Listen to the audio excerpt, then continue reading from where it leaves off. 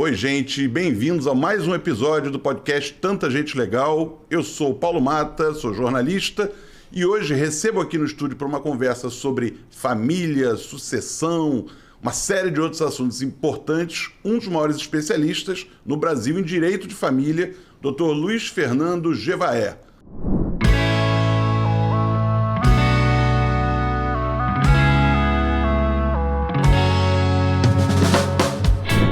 Doutor, muito obrigado por aceitar nosso convite.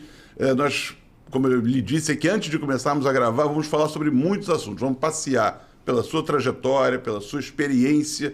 E eu já começo lhe perguntando o seguinte: de onde veio o direito e de onde veio o interesse pelo direito de família? Paulo, primeiro, muito obrigado pelo convite. É um prazer estar aqui no seu podcast. Sei da qualidade das pessoas que passaram por aqui, me sinto honrado de poder participar também. O meu interesse pelo direito vem desde cedo. Eu tenho um senso de justiça muito apurado e ele foi se manifestando desde cedo. Mas o exercício da advocacia não era uma coisa que eu via num futuro próximo assim. Tanto que eu fiz outras formações. Desde muito cedo, eu tinha muito desejo de trabalhar, de ter uma atividade. Eu sou de uma geração que não tinha essa restrição para pessoas com menos de 18 anos trabalharem.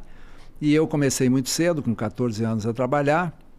E tive uma oportunidade ímpar, lá nos final dos anos 60, de trabalhar com informática, que então era embrionária. Estava chegando no Brasil os computadores. Os mainframes. Exatamente. Era o nascedouro IBM, isso, com aquelas máquinas que ocupavam um quarto, né? Que hoje a gente traz aqui dentro. Exatamente. Então, eu tive a oportunidade de me formar na IBM, exatamente, como programador de computador já com 18 anos. E, na ocasião, havia uma necessidade de ter curso superior para você passar para a categoria seguinte, que seria de analista de sistemas. Então, imediatamente, eu fiz o vestibular de economia e comecei a fazer economia, achando que tinha mais correlação com a informática, etc. e tal. Não tinha esse curso que hoje tem de engenharia de computação, não existia. A gente aprendia tudo com o fabricante, que no caso era a IBM, e que tinha formação espetacular, né? Então eu fiz lá muitos cursos, mais de 80 cursos. Eu trabalhei nessa área durante uns 7 anos. Nossa. E daí fui evoluindo na carreira, virei professor na escola de engenharia, professor de ciência da computação, daí sim, né? Isso ainda no Paraná ou já no Rio de Janeiro? Não, no Paraná ainda. E estava lá até que houve uma situação curiosa na minha vida, porque a evolução dos mainframes, né, que eram computadores de grande porte e que ocupavam um grande espaço físico, eles tinham uma limitação. Então é como voar num jato, né? Você, para trabalhar voando como piloto de jato, você tem que ter uma companhia que tenha o jato, né? E no Paraná tinham poucos computadores. Então eu fui evoluindo e acabei ficando, vamos dizer, no limite máximo da carreira. E daí também me esgotei muito, porque era muito desgastante, exigia muito. Eu fui coordenador de vestibular, coordenador de loteria esportiva, que era tudo processado aqui no Rio de Janeiro, era só gerado lá no Paraná. E daí resolvi dar um refresco. Essa altura eu já tinha feito economia e administração. Resolvi fazer direito para aprimorar a cultura e também para ver outros ares. Não havia ninguém na sua família, doutor, que tivesse seguido esse caminho? Nada. O senhor era um pioneirismo? Isso, o primeiro advogado da família, né? E daí me encantei com o direito. E tem um ditado dos estudantes de direito que na faculdade você namora com o direito penal, mas casa com o direito civil. Então, ótimo. E dentro do direito civil, eu logo me encantei pelo direito de família. E comecei na época com direito de família, na sequência eu fiz ciências contábeis também para aprimorar partilhas de patrimônios relevantes, etc. E daí me preparei, vamos dizer, intelectualmente e profissionalmente para exercer a advocacia. E logo que comecei, eu achei que tinha que ir para um outro horizonte. E saindo de Curitiba, que era uma ótima cidade, muito boa de se viver, mas eu resolvi vir para o Rio atendendo um convite de um advogado que tinha acabado de assumir a presidência do Conselho Federal da OAB, o Bernardo Cabral, que posteriormente foi ministro da Justiça. Aquele Bernardo Cabral, o da dança. Exatamente. Que é uma grande pessoa, meu amigo até hoje, foi relator da Constituinte, é um advogado de ponta e um ser humano que me ajudou muito, a quem eu sou muito grato até hoje. Está muito bem, continua relevante no direito. E com ele eu aprendi muito, mas ele tinha uma carreira política anterior e quis prosseguir. Então ele desativou o escritório e foi ser candidato a deputado federal primeiro, depois foi senador, depois foi ministro da Justiça. Sim. Então ele teve uma carreira relevante na política e eu, para o meu turno, fui para a advocacia. E montei logo o meu escritório, fazendo direito de família, e estou nisso até hoje. Já se passaram 45 anos. 45 anos, nós estamos falando de 1980 aproximadamente. 82 por aí. 77 foi um ano que marcou, eu acho, para sempre a história do direito de família no Brasil. Verdade. Com a aprovação, a promulgação da lei do divórcio. Isso eu estava me contando também antes, uma curiosidade. Nelson Carneiro ficou com a fama, mas o jamegão final não foi dele? Exatamente. O Nelson Carneiro construiu uma carreira inteira política defendendo a aprovação da lei do divórcio, que encontrava grandes resistências. Resistências sociais, né, políticas e religiosas. Né? Então, o poder da Igreja Católica fazia uma campanha muito contra o divórcio, porque se pensava que o divórcio seria a destruição da família. Né? Me corrige se eu estiver errado, doutor. O casamento era indissolúvel, não era? Exatamente. Ele podia ser rompido numa primeira fase pelo desquite, mas o divórcio é que rompia realmente o casamento. O desquite rompia a convivência e permitia a partilha de bens, mas não permitia o novo casamento. E daí, então, começaram as uniões, né? Porque a vontade das pessoas ficarem juntas, o amor é mais forte, né?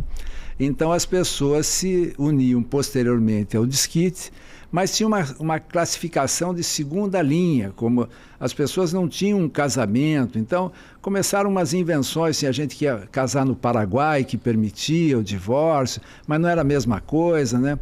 Eram chamadas as pessoas de concubinos, né? E isso tinha um tom pejorativo muito forte, a sociedade restringia. E o Nelson Carneiro fez do divórcio a bandeira da vida dele. E conseguiu, no final, vencendo todas as resistências, apresentar um projeto viável que tinha sido costurado durante 20 anos. Tá. Mas na hora de aprovar, deu uma zebra lá e entrou uma emenda substitutiva. Ele era senador da República e entrou uma emenda substitutiva de um senador paranaense, Ascioli Filho. E a emenda do Ascioli é que foi aprovada. Então, a lei do divórcio tem a assinatura lá embaixo do Ascioli Filho, que são aquelas curiosidades, né, da vida. Uma pessoa dedicou a vida inteira àquilo, mas ninguém nunca deixou de atribuir ao Nelson Carneiro exatamente eu acho que... a paternidade do divórcio. Exatamente, eu diria que é. E aí a gente até brincando com o direito de família, ele é o pai, talvez, não de fato ou não de direito, não sei qual seria a melhor maneira. Ele é o pai socioafetivo. Pronto, o senhor, olha, não poderia ter analogia melhor. O pai socioafetivo. Pronto, é isso. E a Laura Carneiro, então, é a neta. É a neta do divórcio. Isso. E aí ele pergunta o seguinte, o que mudou, né, naquele momento em que o senhor estava ingressando nessa carreira? Exatamente. Dizer, como é que estava o Brasil, um país que seguiria muito conservador, e por vários aspectos, eu citou aqui a questão religiosa e os tabus, não pode separar, não pode isso, não pode aquilo, mas a gente vivia na política o início da distensão, né? Geisel, 77, então 80 a gente estava com Figueiredo. Como é que estavam os costumes no Brasil no momento em que o senhor ingressou no direito? Bem, nessa área de família, havia muita resistência à aprovação dessa lei, havia muito receio das pessoas, o que ia acontecer. Então, foi aprovado com muita restrição. Por exemplo, só podia divorciar uma única vez, tinha que ter um período de 2 anos após uma separação judicial. Então, havia regras rígidas para isso. Agora, a origem da lei, em geral, é um reclamo social, a sociologia explica isso. Há um reclamo social de algum segmento que se sente desassistido legislativamente. Então há uma demanda. Essa demanda, o legislador, atento aos ouvidos do povo, que são os seus eleitores, né, vai lá e propõe os projetos de lei, etc. São votados e são aprovados. Então, a lei sempre é posterior ao fato social e sempre desatende as nuances daquele tempo, porque ela tem uma maturação que leva 2, 3, às vezes 4 anos, dependendo das resistências, dos grupos que são contrariados com aquela lei. Então, a lei nunca ela vem e resolve o problema, porque quando ela vem já está ultrapassado um pouco. Obsolescência legal, se a gente puder usar isso. Exatamente, isso aí. Então, por isso que precisa de atualizações, e hoje o divórcio, por exemplo, não permite mais nem contestação. Porque havia também um uso muito inadequado do divórcio, porque precisava da concordância, né, da outra parte. Às vezes os processos levavam anos. Sim. Então tinha gente que não dava o divórcio para que a outra parte não pudesse viver a segunda vida e ser feliz, etc. Então, a ficção é pródiga em nos mostrar esse exemplo. As novelas, não vou te dar o divórcio. Isso mesmo. Não adianta pedir, não adianta espernear, eu não vou te dar o divórcio. Meu advogado vai ligar para você e por aí vai. Então havia uma série de situações que se prolongavam indevidamente no tempo.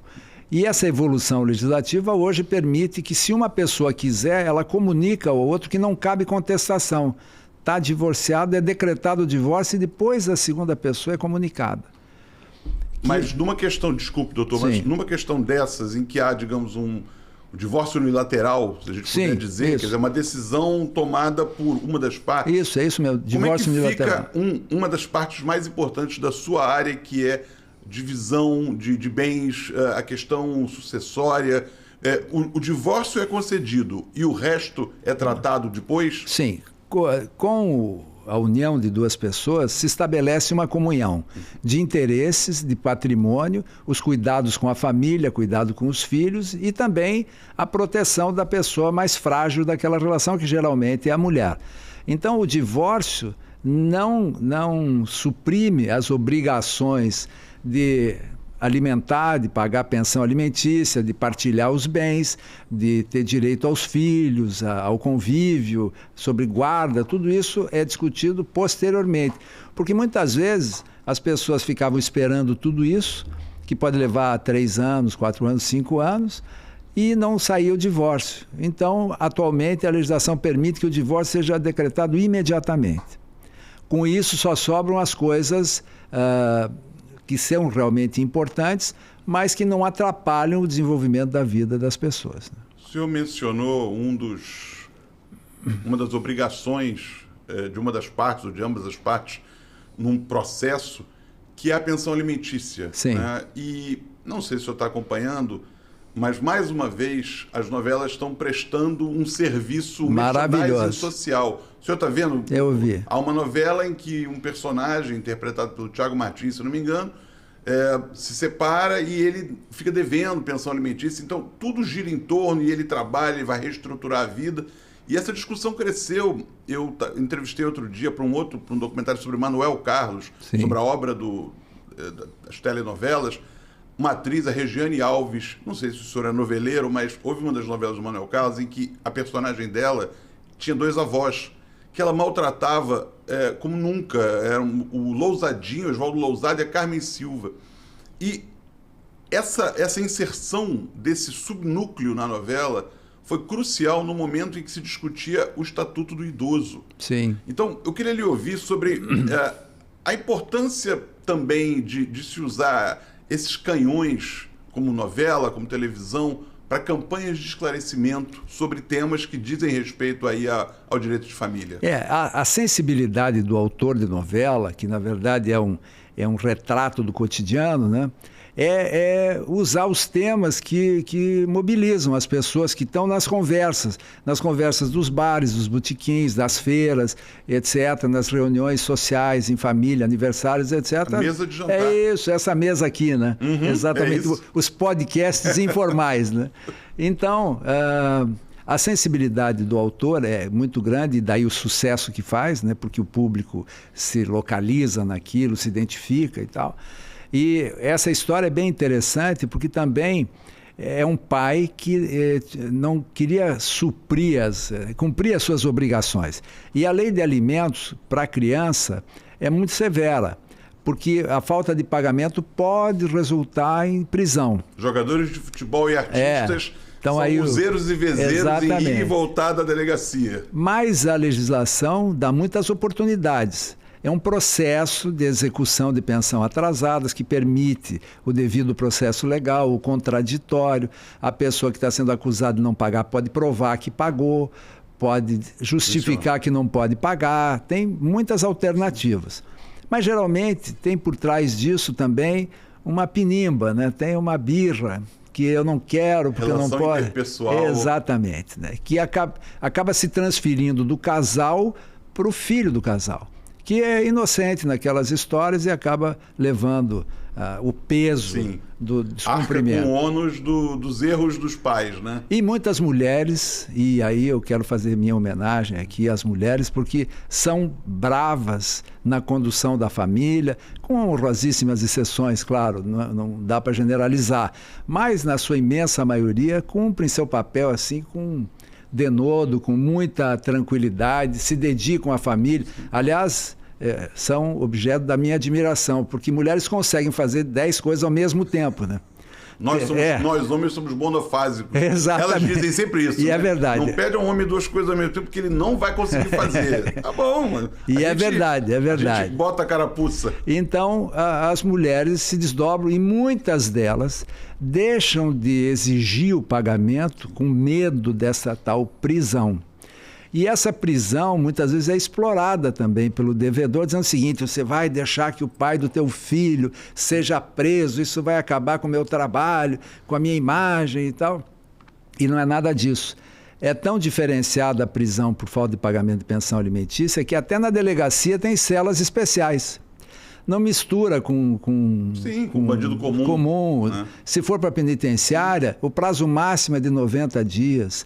E historicamente, a minha experiência, eu tenho uma experiência de mais de 40 anos, com mais de 10 mil casos que eu já atendi.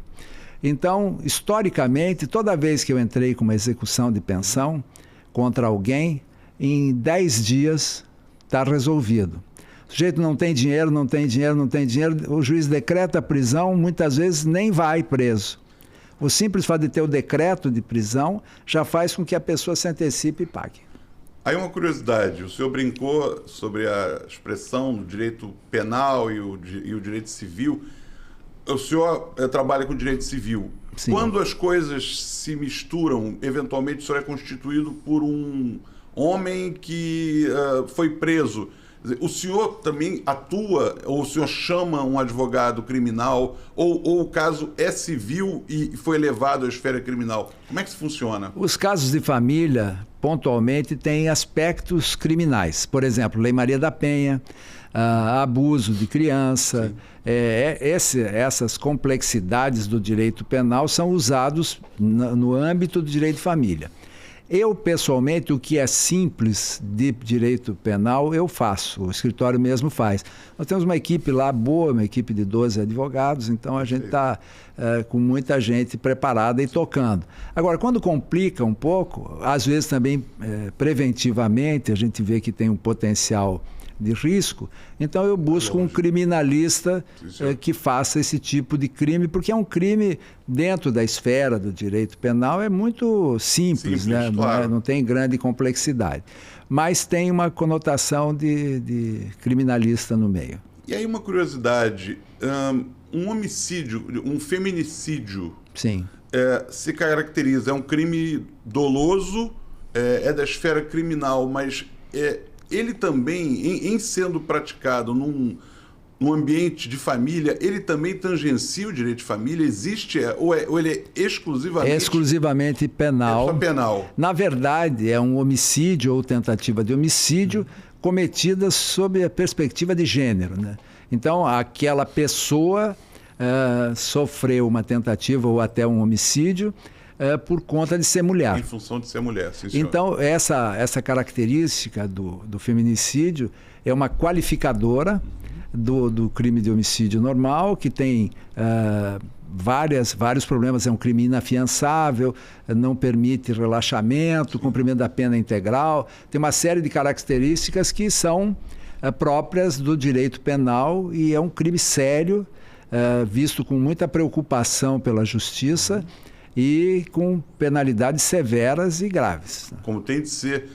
Doutor, deixa eu sair um pouquinho da esfera judicial para cair num campo que o senhor explorou, do qual o senhor foi um dos pioneiros, que é o campo da mediação. Sim. Quer dizer, nós estamos falando no conflito, nós estamos falando no litígio.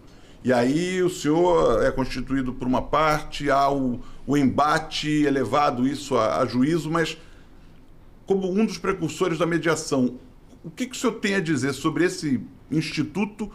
Quais são os benefícios para uma família em litígio ou para uma família em conflito de adotar essa prática?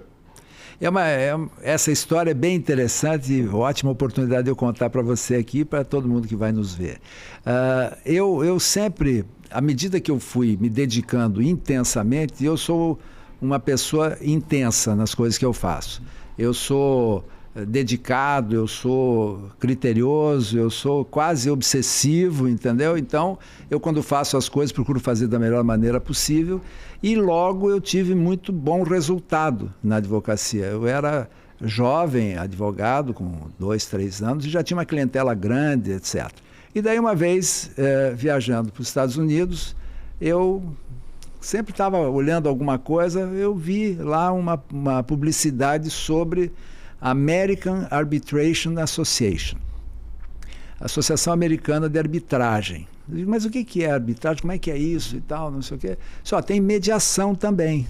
A arbitragem é corporativa, ela Sim, no contexto das empresas. Exatamente. É um litígio entre empresas ou entre o governo e alguém, a mediação fica para o campo pessoal, interpessoal? Tanto a arbitragem quanto a mediação são fórmulas alternativas de solução de conflitos. Então, dentre as possibilidades, você tem a negociação, que são as partes entre si, a mediação, que são as partes e um facilitador, um mediador, e a arbitragem, que são as partes e um juiz escolhido. E a judicial, que são as partes e o Estado juiz. Então, essa classificação eu não sabia, nunca tinha ouvido falar em mediação. Aí fui lá, né? Onde é que é o setor de mediação? Fui lá, peguei informações, etc. E a pessoa me disse o seguinte, olha, e vai começar um curso de mediação agora, dia 10, eu estava em Nova York, mas não é em Nova York, é em Miami. Isso devia ser dia 7. Eu simplesmente adiei a minha volta, né? Fui para Miami e fiz o curso. E me encantei no curso. Era um curso rápido, de 22 dias. Eu fiz o curso e me encantei com a técnica e tudo. E não perdi a oportunidade de começar a exercer e queria trazer os professores de lá. Porque esse projeto da mediação nasceu de um centro de negociação de Harvard, que é o melhor centro de negociação, de formação de negociadores do mundo. E a mediação é um passo além da negociação, né? É um passo, desculpe, doutor, mas é um passo mais, o senhor diria, mais flexível do que a negociação. A negociação, eu li algumas coisas para conversar aqui com o senhor e eu estava vendo as diferenças entre arbitragem e mediação, entre uma negociação estritamente judicial e essa mediação, né? Eu lembro, não sei se o senhor vai lembrar, havia um quadro no Fantástico, chegou a haver um quadro uma época sobre mediação, justamente, alguns anos atrás, em que eram histórias que chegavam e havia, eu não vou me lembrar o nome dele agora, mas ele fazia esse papel, quer dizer, trabalhava-se com a figura de alguém como facilitador de um entendimento. Sim. Né?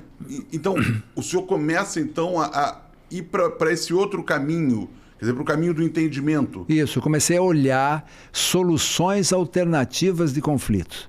Por quê? É indiscutível que o conflito de família gera grande desgaste para a família, muitas consequências graves. A justiça não está preparada para dar solução adequada, porque é lenta, é cara, não é tranquila. As pessoas, por exemplo, juízes de família, a maioria deles se preparam muito bem, mas não tem uma pré-seleção. Então, o mesmo juiz que era juiz criminal o mês passado, pode ser deslocado para ser juiz de família nesse mês. E são coisas completamente diferentes. Por exemplo, eu não saberia trabalhar como juiz criminal. Sim. Eu não teria o desembaraço para condenar, para ter a formação. A instrução criminal tem peculiaridades. É muito diferente. Sim. E família também. Sim. Então, a mediação é uma solução intermediária extremamente positiva. O índice de ajuste, de acordo, é enorme, é quase 70% dos casos submetidos à mediação resolve-se por acordo, desde que os mediadores sejam bem preparados. Sim. E nos Estados Unidos, hoje, é uma alternativa extremamente usada na área de direito de família. É quase que compulsória. No Brasil, quando eu vim com a técnica, foi em 1991. Então já faz 34 anos. Já. Eu tenho até guardado no meu escritório uma página da Veja, que eu fui objeto de uma reportagem lá, falando que era inovador o método, etc. E daí tinha um outro advogado que foi consultado, eles sempre fazem, né? Veja, tem o contraponto necessariamente. Aí esse advogado disse, eu não acredito que isso dê certo, isso só funciona nos Estados Unidos. Bem, para você ter uma ideia, Paulo, as coisas demoraram de 1991 até 2011. Nossa, 20 anos. Quando foi constituída a lei que introduziu mediação na justiça. E a justiça tomou posse da mediação. O que foi um engano, um equívoco, porque a mediação judicial ela já vem com o ranço da judicialização, é um terceiro que decide. Bem, eu dei muitos cursos, promovi o primeiro curso de mediadores do Brasil, trouxe essa turma, e eu cheguei para o meu professor lá, que eu fiz uma grande amizade com ele era um professor de Harvard. E eu disse para ele, olha, eu queria saber o seguinte, você conhece o Rio? Não, já ouvi falar. Ah, você não tem ideia que beleza que é o Rio. Comecei a vender o Rio de Janeiro para ele, né? Bem, eu disse, olha, o que você acha de você pegar a tua esposa e passar uma semana lá com a gente para fazer um curso rápido? Vai dizer, olha, é a 5ª ou 10ª vez que me convidam depois de um curso de mediação. Eu já quase fui para a Rússia, quase fui para a Bélgica, quase fui para a França e ninguém na hora dá certo. Então é o seguinte, você quer me levar para o Rio, eu topo, você reserva o hotel, monta o curso, manda as passagens, eu digo o meu preço, você paga antecipado e eu vou lá. Nossa. Eu voltei para o Rio a 1000 por hora, né? É claro que isso faz 30 e tantos anos, né? Então eu tinha, né, muito mais iniciativa, euforia, e promovi esse curso e convidei advogados de família, juízes, promotores, e realmente daquela turma saíram as primeiras, muito psicólogo, né? E saíram os primeiros mediadores, e ali eu escrevi um livro também e comecei a praticar. Eu já fiz mais de 250 mediações, né? Isso me permite, então, a propósito do que você acabou de falar, fazer uma pergunta. Muitos psicólogos foram alunos. A mediação é exclusividade do advogado ou ela pode ser exercida? Não há pré-condição para ser mediador. Tem que ter bom senso, tem que ter maturidade. Quem são mediadores naturais são os religiosos, né? Os padres fazem isso muito bem, os pastores fazem isso bem, os rabinos. Inclusive os rabinos foram juízes muito tempo, foram árbitros muito tempo e até hoje são. Então, pouca gente sabe disso, que se você está lidando na comunidade judaica, você pode pedir ao rabino que seja o árbitro de uma situação. Com todas Sobretudo na ortodoxia. Exatamente. Quanto mais ortodoxo, mais presente é o rabino como árbitro. Na minha experiência, eu já usei por 3 vezes o rabino do Rio de Janeiro, um dos rabinos, excelente rabino, para compor um acordo entre um casal que ambos eram muito religiosos e aquele ambiente era o melhor que tinha para resolver. O rabino ficou feliz, eu fiquei feliz, as partes ficaram felizes e tudo bem, fomos para frente. Então eu usei muito a mediação como uma solução. Só que a mediação não é tudo. Aí eu descobri posteriormente, agora mais recentemente, 2015, por aí, o que foi lançado no Canadá, que chama Neuro-Family Law. É a legislação de família com pitadas de neurociência e comportamento, ajudando as pessoas a resolverem os seus problemas.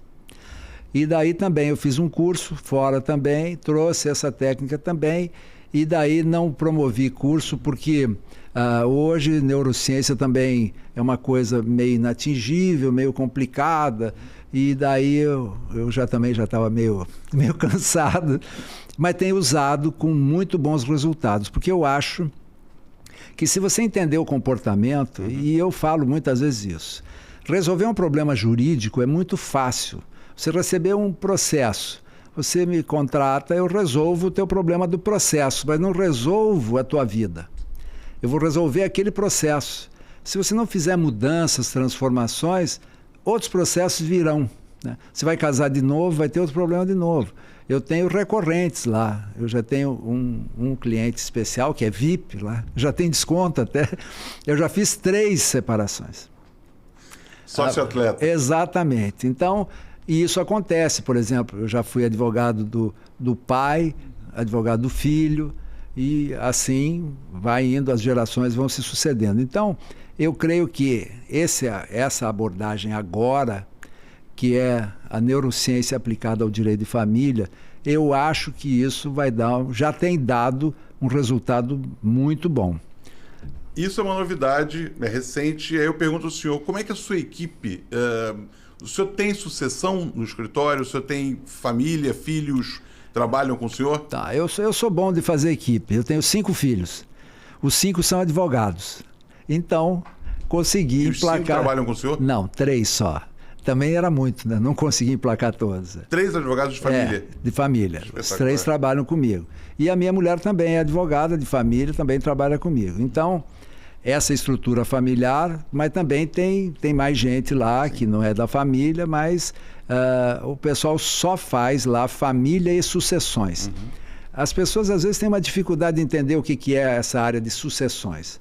É tudo que diga respeito a inventário, testamento e outras áreas, como por exemplo interdição, direito do idoso, essas áreas correlatas que não são só divórcio, pensão alimentícia, convívio de filhos, guarda, essas coisas assim.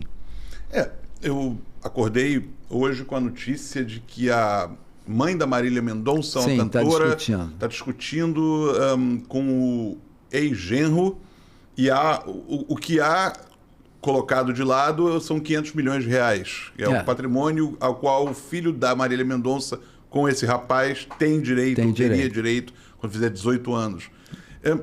Ele pergunta o seguinte, isso pipoca mais do que... Comum.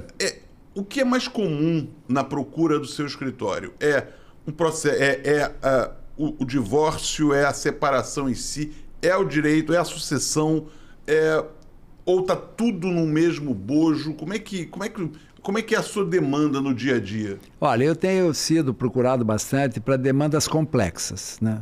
Situações complexas, porque hoje, por exemplo, é muito comum você ter um casamento já de uma pessoa na maturidade que vem com filhos de casamentos anteriores, nem sempre um só, às vezes 2 casamentos, 3 casamentos, e então a composição disso geralmente dá complicação por ocasião da morte do patriarca, né? Ou da matriarca. Então, se faz muita prevenção, muito planejamento, não holding familiar, essas coisas muito modernas, mas um planejamento mesmo, de saber como é que vai ser. Testamento é um instrumento muito simples de fazer e que resolve muita coisa, não precisa estruturas complexas, etc. Mas a gente trabalha nisso e trabalha principalmente no judicial, no conflito mesmo, no litígio mesmo. E aí é onde as coisas acontecem muito em função do dinheiro, das finanças, etc. Mas nesse caso específico, desse rapaz que é o pai da criança, ali tem uma disputa que às vezes não tem a ver com dinheiro, que é o seguinte: quem seria melhor para cuidar de uma criança que ficou órfã de mãe e a mãe morava com a avó e a avó já cuidava dessa criança e o pai já estava separado da mãe. Então o pai, normalmente, além do susto de ter perdido a ex-mulher, viu o filho completamente desabrigado, etc., no carinho da avó, que também perdeu a filha. Então é um momento de grande comoção. E aí fizeram um arranjo ruim. Fizeram uma guarda compartilhada do filho entre a avó e o pai. Não importa se é a mãe da mãe ou se é a mãe do pai, não importa, é a avó e o pai. E estruturalmente, pelo direito, o pátrio poder, que é o pátrio poder paterno e pátrio poder materno, ele é privativo dos pais e é indelegável. Uhum. Então, a avó tem direito a avoengo, tem direito de avó. Não tem direito de mãe. De mãe, sim. O fato de não ter a mãe não transfere automaticamente para a avó o pátrio poder materno. O que dá poder à avó é a guarda compartilhada que o pai consensualmente estabeleceu com a avó.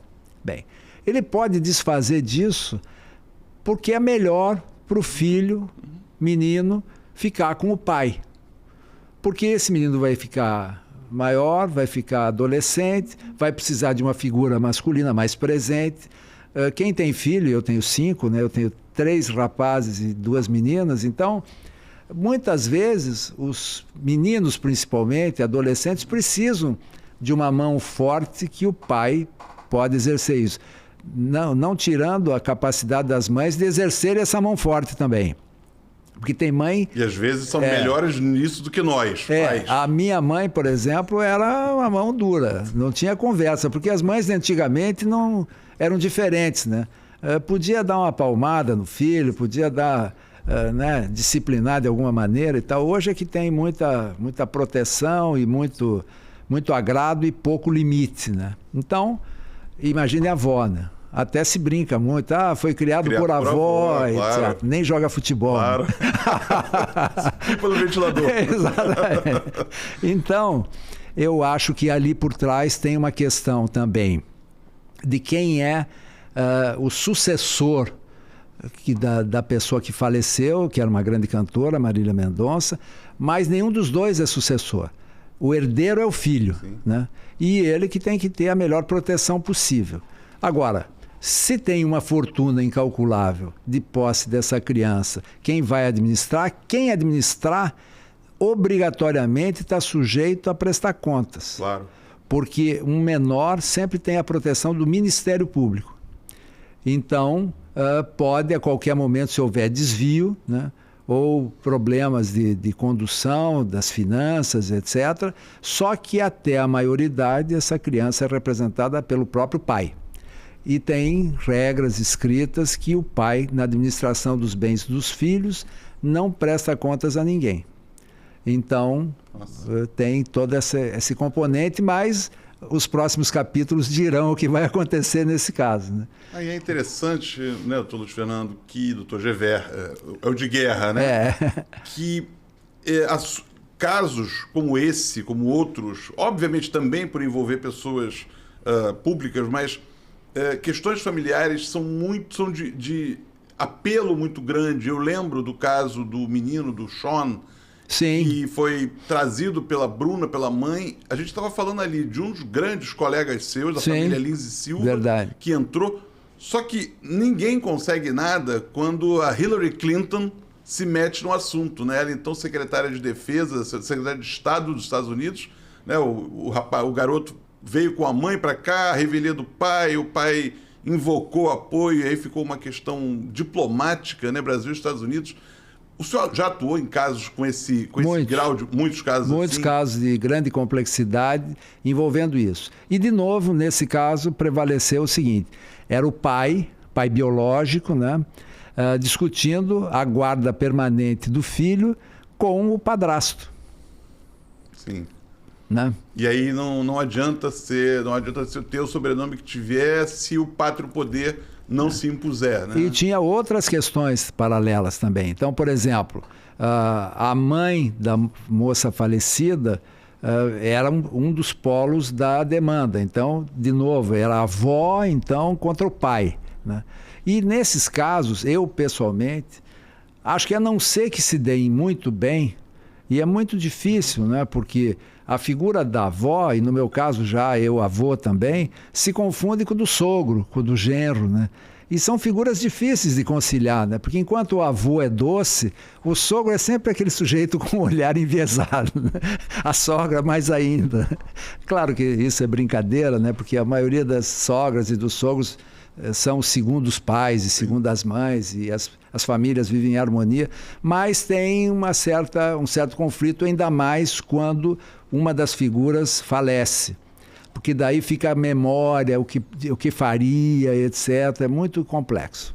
E aí no litígio, ainda falando sobre esse caso, há um luto em escala, porque a Silvana, a avó em questão, perde a filha e é privada do convívio com o filho, que é mandado com o neto, que é mandado de volta para ficar com o pai por conta do pátrio poder, ou da interferência que Hillary Clinton tenha tido ou não, sabe?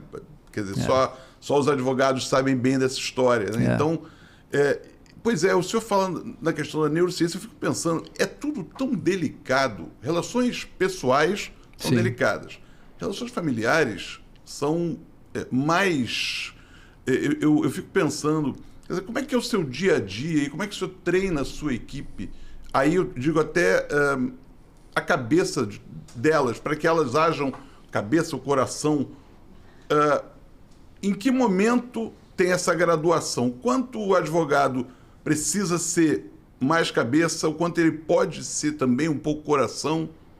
Como é que dosa isso? Eu fiz um grande investimento, 25 anos de terapia que eu já fiz. Eu me dei alta, né? E já faz alguns anos que eu não faço mais terapia constante, mas sempre faço uma visita lá para o psicólogo, para o psiquiatra e tal, para saber como é que estão as coisas e para desabafar um pouco. Eu acho que o advogado de família, ele tem uma obrigação de ter sensibilidade, humanidade, bom senso, mas sem deixar de lado o profissionalismo dele, né? Então, não é que nem o médico pode sofrer a dor do paciente, mas ele tem que usar a terapia dele. Se tiver que fazer quimioterapia, vai ter que fazer. Se tiver que fazer cirurgia, vai ter que fazer. Porque as soluções nem sempre elas são indolores, né? Agora, nesse caso específico de disputa de filhos, que hoje em dia virou uma febre, tem hoje a lei da alienação parental, que está próxima de ser revogada, tem Lei Maria da Penha, tem vários mecanismos legais que fazem com que as crianças, os filhos, passem a ser objeto de disputa, né? E muitas vezes por trás dessa disputa tem um manejo de poder. E também um sentimento dos pais que os filhos são propriedade sua, né? Pais e mães, né? E qualquer escola de educação vai ensinar que os filhos devem ser criados para o mundo. Quanto mais livres eles forem, quanto mais independentes eles forem, mais felizes eles vão ser, mais realizados vão ser. Profissionalmente, pessoalmente, vão ter casamentos mais sólidos, etc. Mas, infelizmente, as pessoas... E tem um fenômeno novo, que é o seguinte: as mães se realizam nas filhas. Então, por exemplo, você vê meninas de 12, 13 anos... que se vestem como se fossem mini adultas, porque as mães se veem naquela menina. E muitas vezes vestidas de forma inadequada, porque a sensualidade da adulta é passada para a criança e isso tudo começa a deturpar um monte de coisas. Então você vê muitas meninas precocemente entrando numa vida sexual ativa. Os colégios só têm poderosos, os filhos são a reprogramação dos pais com acréscimo de defeitos, né? Principalmente escolas caras que são frequentadas por filhos de gente rica.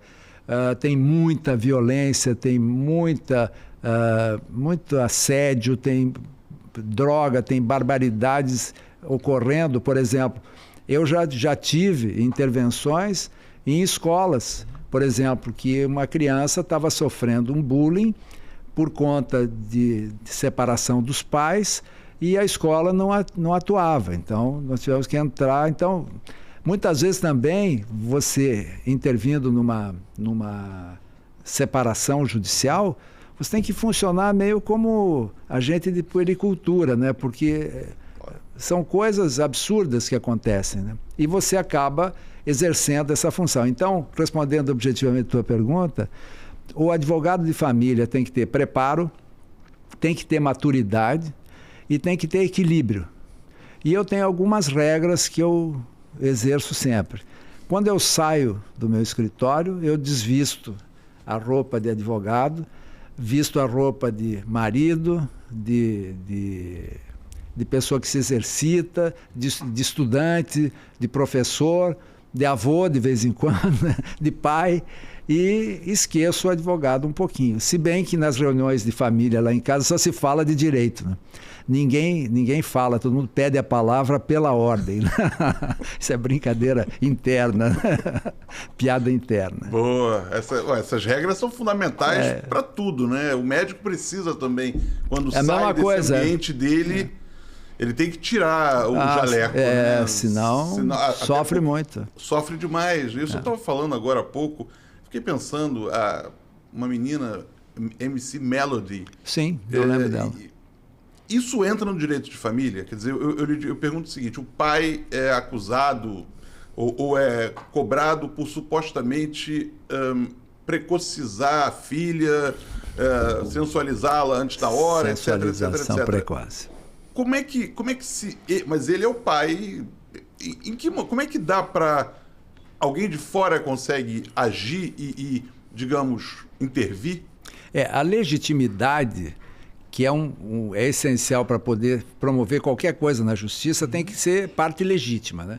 Que, por exemplo, se eu for me meter lá no assunto do filho da Marília Mendonça, eu não tenho legitimidade nenhuma. Sim. Eu posso representar uma das partes através de uma procuração outorgada. A não ser que eu seja Ministério Público e tenha havido uma provocação. Então eu, em nome da fiscalização da lei, seja para defender o idoso, seja para defender a criança, eu posso fazer uma intervenção, solicitar que as pessoas venham. Existe também um outro mecanismo que eu acho que é de utilidade pública informar isso daqui, que são os conselhos tutelares, né, que são órgãos da sociedade civil que podem intervir também e resolvem muitas questões. Também a Defensoria Pública, né, que presta um excelente serviço e pode ajudar. Mas essa legitimidade, ela pode ser provocada por alguma autoridade, ou então, se a criança ou adolescente se tornar maior de idade, pode exigir até a prestação de contas. Eu tenho um caso que uma adolescente de 12 anos, representada pela mãe, o pai muito rico do interior do Brasil, deixou patrimônio monumental que foi administrado pela mãe até os 18 anos.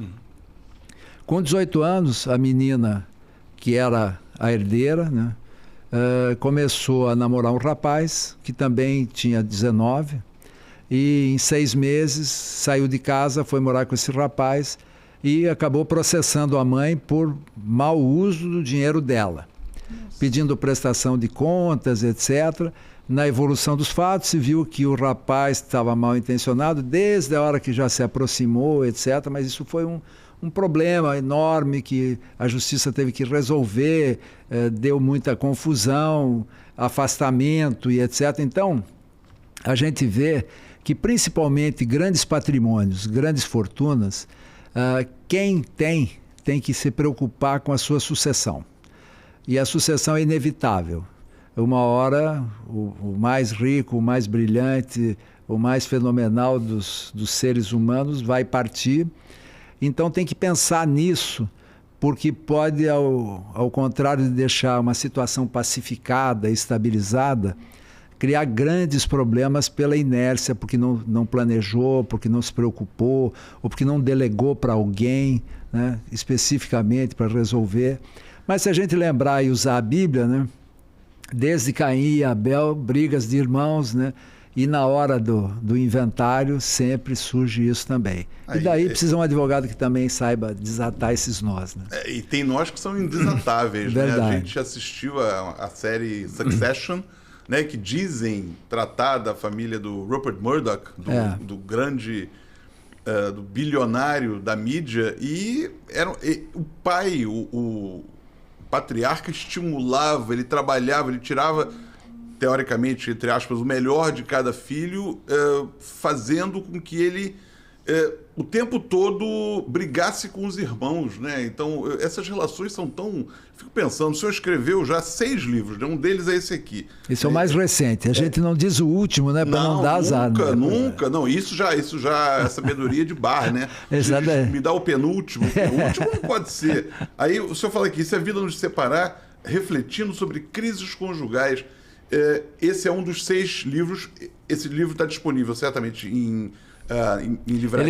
Ele está em mídia digital. Mídia digital também? No Hotmart. Opa, que bom. Então você pode Botou o seu nome, os seus 6 livros estão disponíveis? Esse está disponível. Esse aqui especificamente. E esse fisicamente também está no Mercado Livre. Sim, senhor. Então quem quiser uma cópia física é só ir para o Mercado Livre ou para o Hotmart lá no digital, na versão digital. Agora eu lhe pergunto, refletindo sobre crises conjugais, em briga de marido e mulher, a gente não bota a colher ou bota a colher? Hoje em dia saiu uma lei municipal aqui no Rio de Janeiro que obriga o síndico a denunciar a violência doméstica. Então, hoje não só é obrigatório meter a colher, como paga multa se não meter a colher, principalmente o síndico, né? Eu acho que a consciência que a sociedade vem tendo é que as relações estão muito esgarçadas, tem muita violência, então é necessário que as pessoas notifiquem autoridades, etc. Eu sou contra meter a colher, querer resolver, mas eu acho que tomar providências, eu acho que é essencial, é um ato de cidadania. Agora eu queria explicar um pouquinho para você sobre o título do livro. Uhum. Eu tenho segurança de dizer que o divórcio, a ruptura do casamento, não acontece por acaso. É uma sucessão de pequenas crises que geram um desgaste absurdo e a pessoa desiste de continuar tentando. Aí, às vezes, eu recebo no escritório, a pessoa diz, mas vem cá, qual é o motivo da separação? É porque ele vai jogar futebol, chega em casa, joga o material dele em cima da cama, vai tomar banho, às vezes demora para tomar banho, se joga suado em cima da cama, desarruma tudo, eu não aguento mais, não tolero mais. Então, às vezes você pergunta, né, será que é isso que está... Não, isso é uma ponta do iceberg, né? Tem várias crises que somadas resultam no divórcio.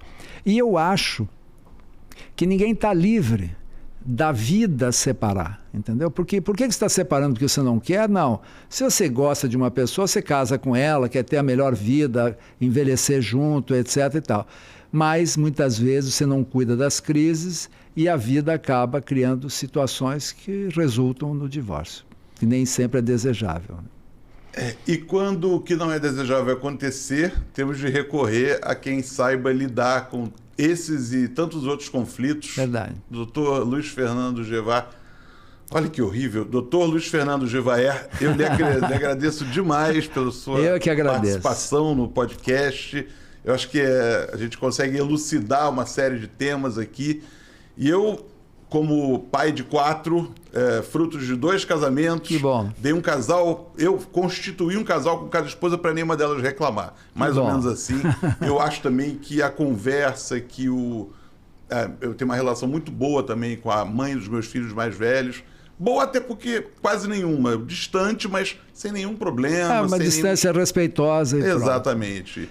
Eu penso o seguinte, Paulo, eu acho que não existe nada melhor do que um casamento feliz. O casamento feliz prolonga a vida, a longevidade já tem estudos que comprovam, melhora as condições financeiras, porque quem está casado e permanece casado enriquece, quem separa empobrece, leva 7 anos para recuperar o prejuízo de um divórcio, seja com custo, seja com partilha, de qualquer maneira. É a terceira causa de morte súbita por infarte, o divórcio recente. Então, tem prejuízos grandes. O casamento feliz é ao contrário.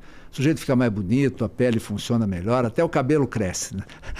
Então, viver bem, viver feliz. Agora, um casamento ruim, que nada vai para frente, que é um desgaste permanente, que cada um para um lado, ninguém se fala na mesma casa. Isso tem que mudar, mas o divórcio, eu sempre digo o seguinte, o divórcio é uma amputação. Então, se você tem uma unha encravada, se você cortar a tua mão, vai resolver o problema da unha, mas vai ficar sem mão, né? Então, o divórcio é a mesma coisa, resolve problemas, mas cria uma série de outros que não são interessantes. Então, a melhor solução para problemas no casamento é resolver os problemas do casamento e não criando um outro problema. E é possível fazer isso através de terapia, através de consciência, através até de observação. Casais que vivam bem têm fórmulas. Você pega alguém, por exemplo, eu tive outros casamentos, mas o meu casamento atual, eu estou casado há 32 anos. Então, não são 32 dias, né? Eu tenho situações que eu posso ajudar pessoas que queiram viver tanto tempo assim. Então, existem casais bem-sucedidos, felizes. Agora, nem sempre esses casais são procurados para aconselhar. Fulano separou.